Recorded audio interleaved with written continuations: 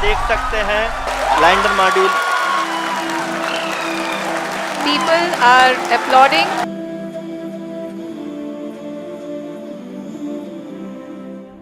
23 अगस्त 2023 finally कई सालों का इंतजार खत्म हुआ।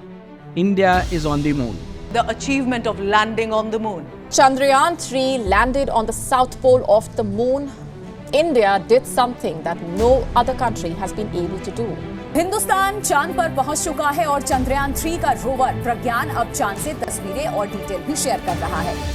इंडिया, यूएस, चाइना और रशिया के बाद मून पर लैंड करने वाली चौथी कंट्री बन चुकी है। प्रज्ञान रोवर ने चांद से हमारे लिए बड़ा ही खूबसूरत मैसेज भेजा है।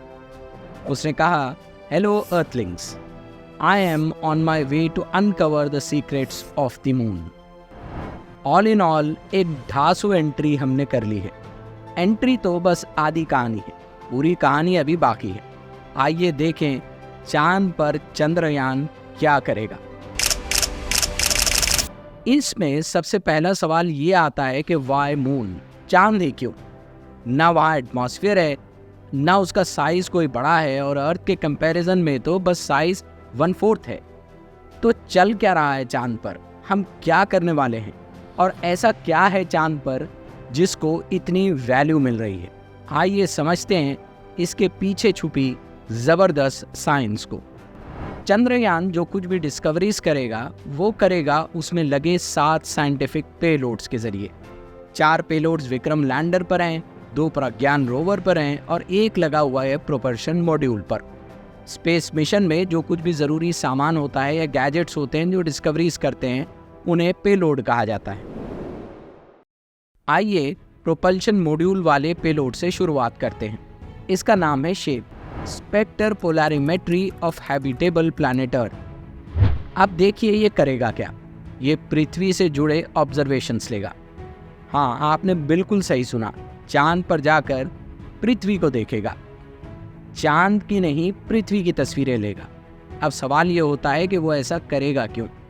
इसका जवाब है हैबिटेबल एक्सोप्लैनेट्स की खोज करना जहां लाइफ मुमकिन है, और ये होगा स्पेक्ट्रोमेट्री के ज़रिए।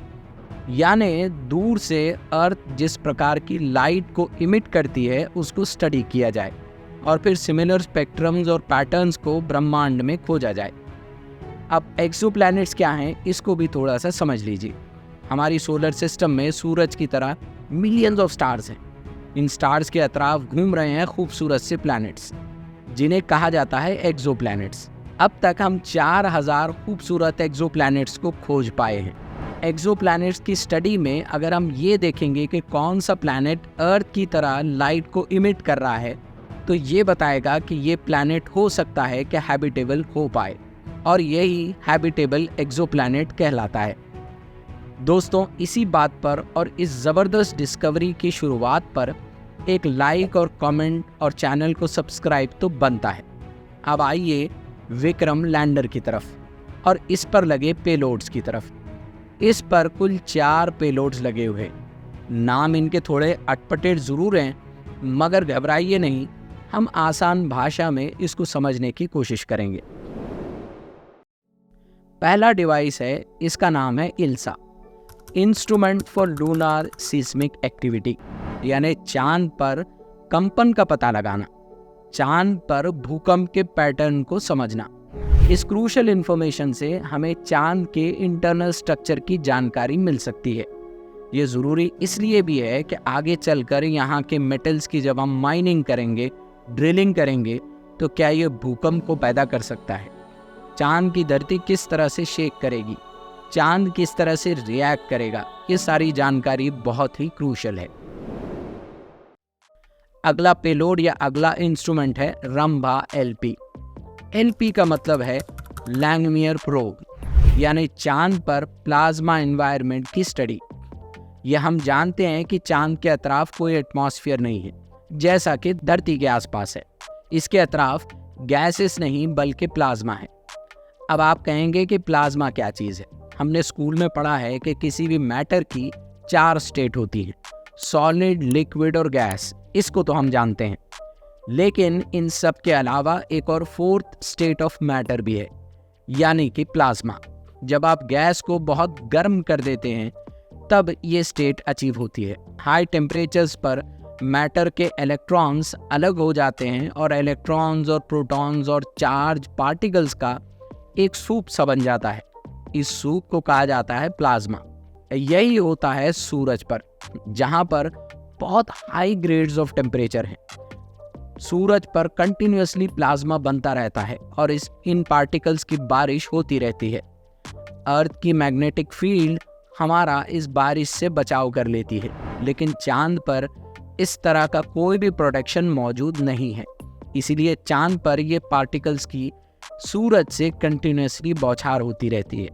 जब ये पार्टिकल्स आकर चांद से टकराते हैं तो वहाँ के आसपास के एटमॉस्फेयर को बहुत ही चार्ज पार्टिकल से भरा एटमॉस्फेयर बना लेते हैं, जिसको हम आयनोस्फीयर कहते हैं। ये पेलोड इसी प्लाज्मा एटमॉस्फेयर की स्टडी करेगा। ये आगे चलकर सूरज के आसपास के एनवायरनमेंट की स्टडी में बहुत काम आएगा। दोस्तों, वैसे 2 सितंबर 2023 को इसरो एक और ज़बरदस्त मिशन लॉन्च करने वाला है, आदित्य L1। ये करीब 15 लाख किलोमीटर दूर ऑर्बिट में भेजा जाने वाला एक मिशन है, जो सूरज के अतराफ इस ऑर्बिट में घूमेगा और सूरज के आसपास के एनवायरनमेंट की स्टडी करेगा। अब आइए अगले पेलोड की तरफ। इसका नाम है चेस्ट। सिंपल सा डिवाइस है जो चांद पर टेम्परेचर को नापेगा। अब ये टेम्परेचर का नापना कोई आसान काम नहीं है, बल्कि ज़बरदस्त साइंस इसमें इन्वॉल्व है, जिसको चांद की सतह के नीचे डाला जाएगा। फिर इस प्रोब को गर्म किया जाएगा। फिर गर्म करने के बाद आसपास की जो मटेरियल होगी वो किस तरह से रिएक्ट करेगी इस टेम्परेचर को, इसको स्टडी किया जाएगा। ये सब ज़रूरी है इसलिए भी कि वहाँ अगर हम कॉलोनीज़ बनाना चाहते हैं, स्पेस स्टेशन बनाना चाहते हैं, ड्रिलिंग करेंगे, तो ये सारी जानकारी हमारे लिए बहुत ही महत्वपूर्ण होगी।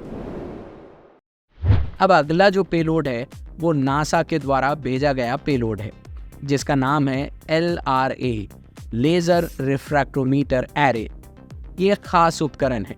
ये लेज़र को रिफ्रैक्ट करेगा, यानी अर्थ से जब लेज़र भेजी जाएगी तो ये इसे रिफ्लेक्ट करके अर्थ पर वापस भेजेगा। इसकी मदद से हम अर्थ मून डायनामिक्स को बहुत अच्छी तरह से समझ पाएंगे। अब आखिरी जो 2 पेलोड्स हैं वो लगे हुए हैं प्रज्ञान रोवर पर। प्रज्ञान रोवर दरअसल में 26 किलो की एक मोटर है जो चांद पर घूमेगी। इस पर 2 पेलोड जो लगे हुए हैं वो दरअसल में स्पेक्ट्रोस्कोपी के इंस्ट्रूमेंट्स हैं, जो चांद की सरफेस पर मिलने वाले मिनरल्स, एलिमेंट्स, इनको स्टडी करेंगे। वो स्टडी करेंगे कि यहाँ के सॉइल और रॉक्स की कॉम्पोजिशन क्या है। वो देखेंगे इन सब चीज़ों को और इन्फॉर्मेशन को भेजेंगे वापस। ये सारी चीज़ें और चंद्रयान का पूरा ये मिशन एक लॉन्ग टर्म प्लान का हिस्सा है, जिसमें मून एक्सप्लोरेशन की एक नई शुरुआत दुनिया में हुई है। 1960 और 1970 के दशक में moon landing missions, Apollo missions हम जानते हैं दोस्तों, ये ब्लाइंड स्पेस रेस थी। कोई नहीं जानता था कि मून पर कोई क्यों जा रहा है, लेकिन कोल्ड वॉर के दौर में रशिया और अमेरिका इसमें लगे हुए थे। इस सदी में सबसे बड़ी खोज जिसने इस रेस को दोबारा शुरू कर दिया है वो है चांद के साउथ पोल पर पाया जाने वाला पानी, यानी ड्राई आइस। तो अब अगर चांद पर बेस बनाना है तो ये बेस कई चीज़ों का काम करेगा। रेयर मेटल्स की माइनिंग की जाएगी, उसको दुनिया में बेचा जाएगा, बड़ी बड़ी कंपनियां उससे बिजनेस करेंगी। स्पेस टूरिज्म के ज़रिए बड़ी बड़ी कंपनियां पैसा कमाएंगी। इसके अलावा अगर हम दूसरे प्लैनेट्स को खोजना चाहते हैं, स्पेस में जाकर और दूरी से प्लैनेट्स को देखना चाहते हैं, तो स्पेस स्टेशंस वहाँ पर बनाए जाएंगे और इन स्पेस स्टेशंस का फर्दर हमारे स्पेस और ब्रह्मांड की स्टडी में इस्तेमाल किया जाएगा। अब इन सब को करने के लिए चांद पर जो बेस बनाए जाएंगे उनके लिए रिसोर्स ज़मीन से भेजना बहुत मुश्किल टास्क है। अब इसका एक ही पर्याय है, चांद पर मौजूद रिसोर्सेस को इस्तेमाल किया जाए, यानी कि in situ resource utilisation. Chandrayaan 3 इसी कड़ी की एक इम्पॉर्टेंट एक्सपेरिमेंट है। अप्रैल 2023 को इंडिया ने अपनी न्यू स्पेस पॉलिसी रिलीज़ की है। पहली मर्तबा हमने डिक्लेयर किया है कि इंडिया स्पेस में मौजूद रिसोर्सेज को न सिर्फ यूज़ करेगा बल्कि बेचेगा भी। फ्यूचर में इंडिया और जापान एक कंबाइंड स्पेस मिशन भी लॉन्च करने वाले हैं। इसका नाम है लूपेक्स यानी लूनार पोलर एक्सप्लोरेशन। अमेरिका भी मून पर ह्यूमन लैंडिंग मिशन की शुरुआत कर चुका है। नासा का प्रोग्राम आर्टेमिस चांद पर बनाई जाने वाली कॉलोनी का ज़बरदस्त प्रोग्राम है। रशिया और चाइना भी मिलकर नए स्पेस बेस बनाने की तैयारी में लगे हुए हैं। 2030 तक चाइना चाहता है कि चांद पर एक स्पेस स्टेशन बना लिया जाए। ये सब नए स्पेस की डायनामिक्स हैं जिसके ज़रिए ग्लोबल सुप्रीमेसी डिसाइड होगी और जो 4 कंट्रीज़ इसमें सबसे आगे हैं उसमें चंद्रयान ने इंडिया को भी शामिल कर लिया है। ये इसरो की और हमारी एक ज़बरदस्त अचीवमेंट है। दोस्तों, अगर आपको हमारा ये वीडियो पसंद आया है तो इसको ज़रूर शेयर करें, लाइक करें, सब्सक्राइब करें and do share it with your family and friends. आपसे मुलाकात होगी अगले वीडियो में, तब तक के लिए थैंक यू वेरी मच।